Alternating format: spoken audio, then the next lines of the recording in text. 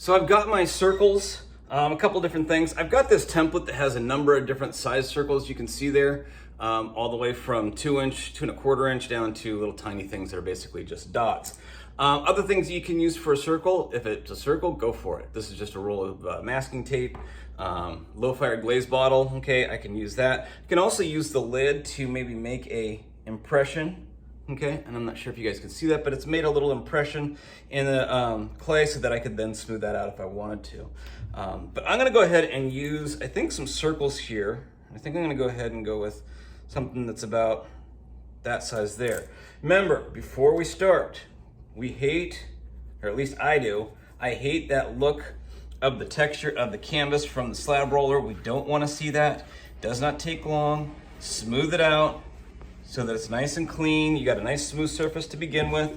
Do it on both sides, even though the other side might not be as bad, but make sure it's just nice and smooth. That way you've got smooth clay to start with, and you're putting on any kind of texture that you want there. Don't just accept that that's what's there, so that's what you have to use, okay? So make sure it's there.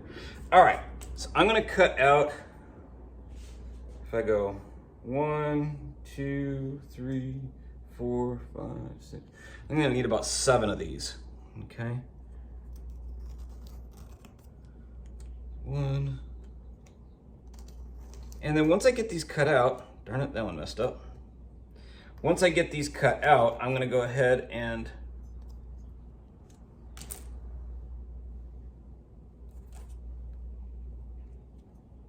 attach these just like I do with anything else. Make sure you're using score, slip, and smooth. Always attach score, slip, and smooth things together. Now you can cut out squares, you can cut out triangles, you could cut out any other shape that you want. It does not have to be circles. I'm just doing that because the circles kind of go along with this idea of the spirals that I attached earlier in previous videos. So it's just kind of a playing along that. All right, so make sure I got 7 good ones here. Hopefully that's enough to get around. Now, because these are round, okay, because I have circles, I am going to have to get to it easier this way. There we go, that's a lot quicker.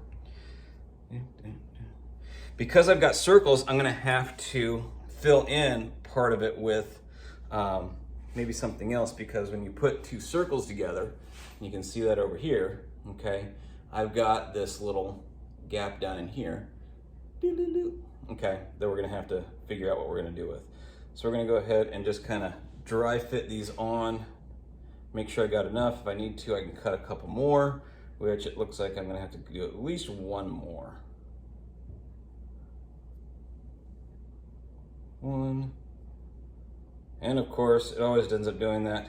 Came up about a little bit short, so what I'm gonna do is, instead of making another one, I'm just gonna make a bunch of balls, and I'm gonna do that in the time lapse.